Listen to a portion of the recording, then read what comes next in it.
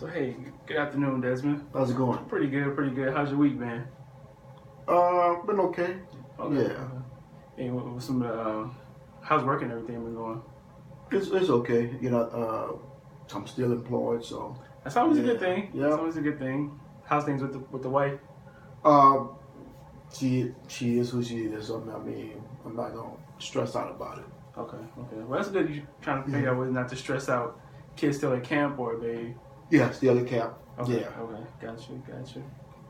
Well, one thing I need to tell you, and we've been doing this for about 5 weeks now, and I haven't told you this, but you've been doing a really good job of just being extremely honest and open. I know a lot of stuff is really difficult, to come in and talk to a complete stranger about. Mm-hmm. So I definitely want to, commend you for that. And with that, like today we'll talk about treatment planning, and I'll kind of get into that a little bit with you. Um, what that does is kind of sets clear goals for both of us and kind of holds us both accountable. A lot of times when people come into therapy, they think that they're the only ones accountable, but no, I'm also responsible too. So Okay. treatment planning definitely helps keep us both focused on what's necessary and what's best for you. Okay. So that's kind of what we're going to be going with today. So to start, I identified a few problems, and anytime during this you can you can chime in and add your input, because your input really means a lot to this treatment planning. Okay. Um, so one problem that I've kind of identified is inability to refrain from smoking marijuana, and that's been evidenced by a failed drug test at work.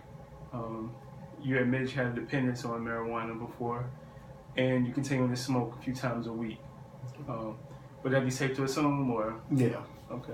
Mm-hmm. You have any? No, I agree with it. Okay. Yeah. Mm-hmm. Okay. The next problem is just lack of effective coping strategies, and that's evident by you admit you smoke to deal with stress. Sometimes you shut down when you're stressed, and you also have reluctance to seek uh, help from others or develop positive supports. Like I remember you talked about your brother, but Mm-hmm. or some of your friends, but you say you don't like to involve them in your life or Mm-hmm. burden them with your problems. Mm-hmm. You have any issues with that? No. Okay. No. And the third one is possible depression. We have to get that. We have to do an assessment on that. Okay. But it's just something kind of like preliminary that may be. So don't get scared off by the word. It's just Okay. possible. And that's evident by excessive sleep, some of your low energy after work, and Mm-hmm. most of the days, as you say, and also your irritability, which Okay. probably may leak into your personal life with your wife, causing some of the arguments and things like that. Gotcha. Okay. How you feel about that? No, I mean those goals make sense. Okay. I think there's something I can work towards. Okay, we're not to the goal part yet. We're just on the problem list. We'll Okay. get to the goals though. We'll get to those.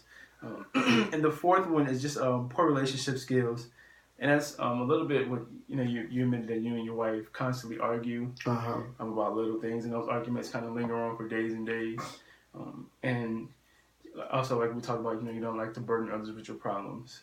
So those are some of the problems that I've identified with services, with what's going on so far.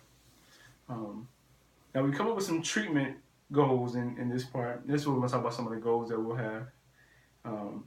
As far as with your inability to refrain from smoking weed, we have one of the goal. Well, the goal is to learn necessary skills to maintain a lifestyle free of marijuana use. Mm-hmm. We want to help you kind of find some other things you can do to keep you away from marijuana use, because like we talked about, the marijuana, it really causes a big issue with your life. You get another drug test and you fail it. Mm-hmm. So a lot is riding on that marijuana.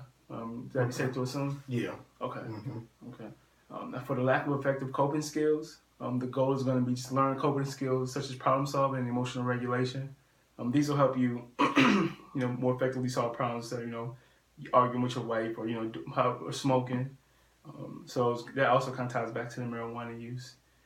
For the depression, the goal is just to improve your overall mood, and we'll talk about some of the objectives and interventions of that as well. Gotcha. With actually all of them. With your relationship skills, the goal is going to be to maintain civil and supportive behavior with you and your wife. Mm-hmm. Just kind of hopefully strengthen that bond between you two and kind of stop you guys from butting heads. Yeah. Okay. Okay. You have any concerns about the goals? No. Okay. So now some of the objectives, and this is kind of some of the legwork that we're going to have you do. Okay. I'll be here to help you though, so don't think you don't do this alone. As far as, the inability to refrain from smoking marijuana, we have two objectives. One is to attend a 12-step, one is to attend at least two 12-step program meetings per week and speak at least one of those meetings. I remember we talked about joining our Narcotics Anonymous group. Gotcha. So that's one of the objectives that we want to get you to do. And the second objective with this goal is to identify 5 triggers for your marijuana use. This will help kind of, help you see, know the situations where you may be more likely to use. Gotcha. And what we'll do is try to work on some ways when you start getting those triggers to offset that, need to want to smoke marijuana. Gotcha. Okay. With your lack of effective coping skills, the objective here is going to be to learn at least 4 new ways to cope with your routine stressors. I know we talked about some of your identified stressors with work, family life, some bills and things like that. So we're going to try to work on some ways to cope with those routine stresses, because those are stresses that are going to happen every day. Gotcha. And you want to have a way of coping with those, because they're going to be there. Like some of them you just can't, you can't do anything about. So we're going to try to effectively cope with those. With depression, the objective here, we have 2 objectives. One is to celebrate little successes each day by using positive talk and journaling. Okay. Remember we talked about writing in a journal. You say maybe writing maybe not what you want to do, but maybe voice recording a journal, which will probably be easier for you with technology. You can do that, and what that's going to do is just kind of help you have more of a positive mood every day. Any little success. It doesn't have to be I got a raise today. It could be something like I made it to work on time. That's a small success. So we want to try to identify any little thing and just celebrate that. And another objective with that is also to make short and simple to-do lists and complete 3 of those tasks on that to-do list each day. Again, these goals don't have to be extraordinary on this to-do task. It could be, buy healthier food today. Just something, easy. Okay. You'll identify those. Excuse me. As far as relationship skills, we also have 2 objectives here as well. One of those is to learn 3 ways to communicate when angry. A lot of times, I know you say you and your wife argue, and it just goes on and on and on. But we're going to try to help you replace those negative communication tactics with some more positive ones, kind of open up the dialogue between you and your wife, and hopefully that'll subside some of the arguments as well. Gotcha. And also learn how to explore and resolve conflicts with your wife, and we'll do that by September the 1st. Okay. I know a lot of that is just you and your wife having issues with everything from bills to just everyday things, and we'll explore some of those and try to identify some ways to help you. Identify some ways to help you, resolve those conflicts. Okay. You have any concerns about any of those? No. Okay. You feel like these are, all obtainable? Like these aren't too far out of they're realistic. Yeah. Okay. So you're pretty comfortable with them. Okay. Now some of the interventions, and these are what I'll do. Okay. So this is what some of the responsibility for me. As far as the inability to refrain from smoking marijuana, I'll explain these expectations to you, about, what I want with the objectives as far as, the NA meetings and things like that. So I'll do those. The interventions for, your coping skills is we're going to explore some alternate forms of coping as opposed to smoking. Okay. So we'll really kind of tackle some things you can do to stop, refraining from smoking marijuana. Okay. This is a big thing. I know that you want to try to, overcome, and you have a lot riding on this. So it's really important that we kind of address this pretty hard. Okay. For your possible depression, with the things in the to-do list and the positive talk, I'm going to give you that assignment next week. So we'll talk about that and just kind of, we really want to address that issue as well with your overall mood.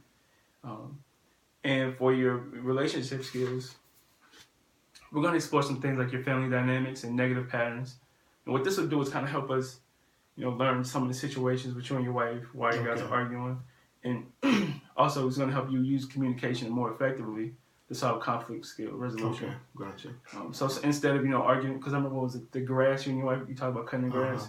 Instead of just, saying I'm going to do it when I want to do it and waiting 5 days, possibly, what you could have done maybe was, talk to her about, well, it's too hot outside today, maybe I'll do it tomorrow. Gotcha. Instead, what you reverted back to is, I'm just going to do it when I want to do it, and you waited 5 days. Gotcha. So those are, some of the things that we'll work on during services. With that, I want to just talk to you, I asked you a little bit, you want to go in depth any more about some of your reservations or your feelings about this treatment right now? I don't have any reservations, none. I just think that with the relationship part, I think, I don't know. I don't know if me and my wife need to go to counseling, like marriage counseling. I'm not for sure. Oh, okay. Would that be something that you'd be interested in, or? I don't even know if it's even worth it in a sense. I don't know if it's gotten too far. I don't know. Okay. And why do you feel like that? Just too much has happened. Mm-hmm.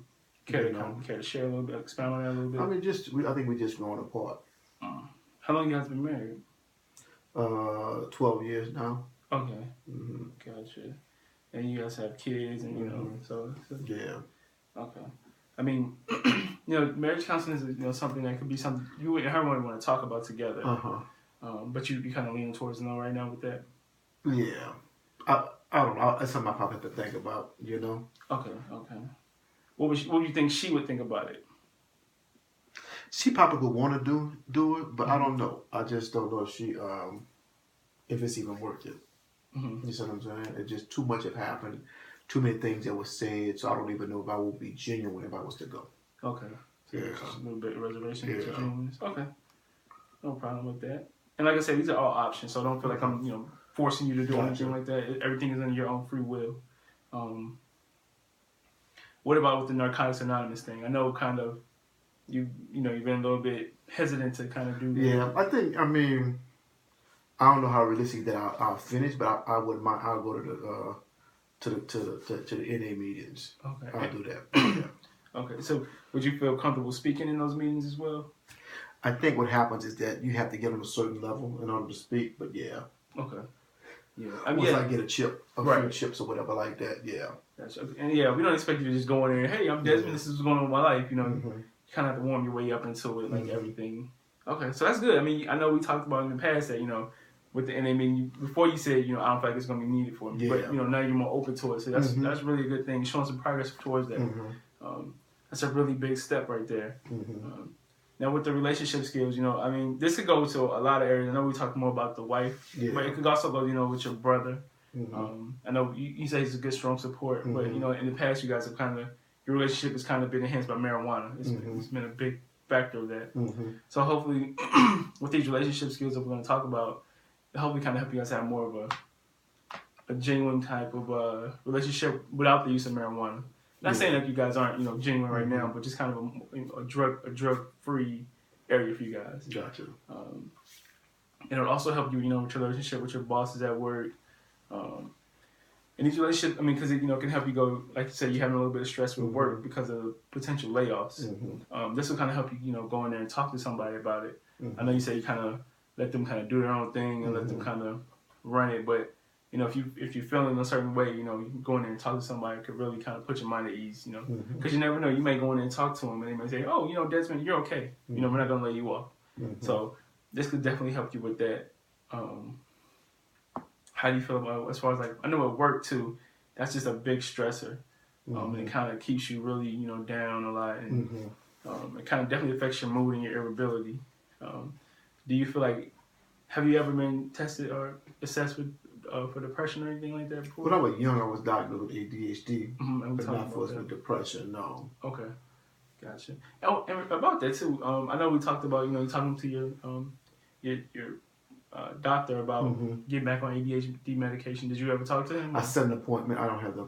Okay, but you have set an appointment. Yeah. Okay, good. I want to commend you on that too. I know that's something that you say you may not need, but this is a big step as far as you're looking for alternatives to replace some of your maladaptive behaviors, which is a good job. Okay.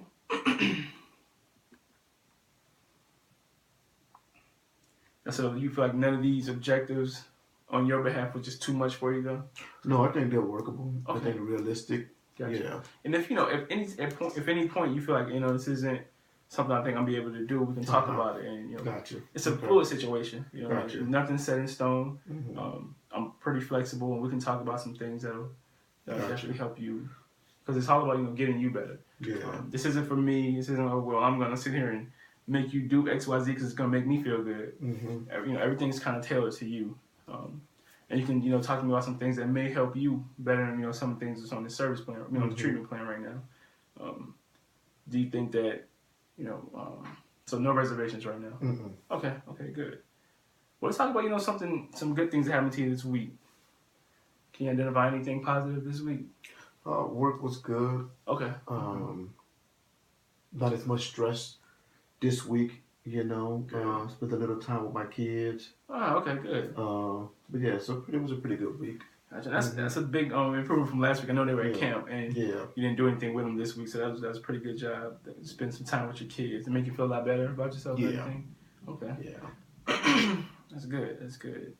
And the kids are still pretty. They don't know much about what's going on or anything. Mm-hmm. Okay. Not at all. Gotcha. Kids don't talk about everything. That's good. So what are your plans for this week as far as anything outside of? But we'll have my doctor's appointment set for Wednesday. Okay, so doctor's appointment this Wednesday. And I think I'm gonna start that NA meeting probably. They have one Thursday at this church that's by my house. So. Oh, okay. So you identify one. Yeah, Okay, yeah. good. You already one step ahead. I was about to ask you about that. So that's good. Now, did you use any marijuana this past week or? Yeah, a few times. What's a few? Probably about 4. 4. Okay. Mm-hmm. Okay. So what I've kind of noticed is a little bit of a pattern with your marijuana use. It's about between 3 and 5 times a week, and sometimes more. I know that 1 week was a little bit excessive, just because you had a lot going on. Okay, so it's about 3 or 4 times. I know that you probably didn't.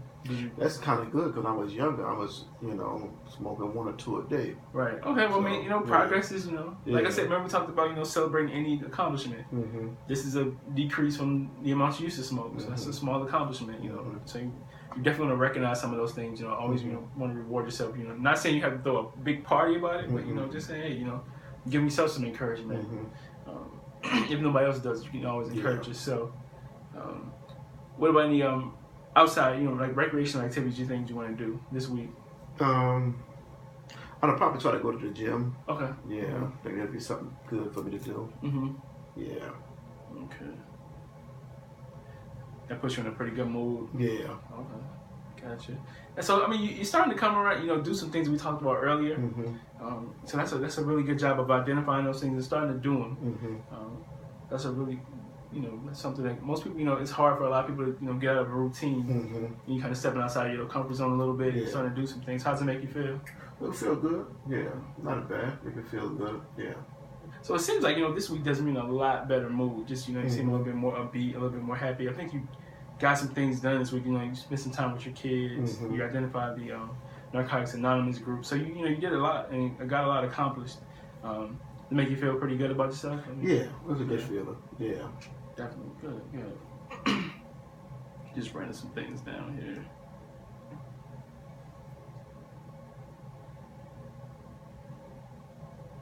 Okay.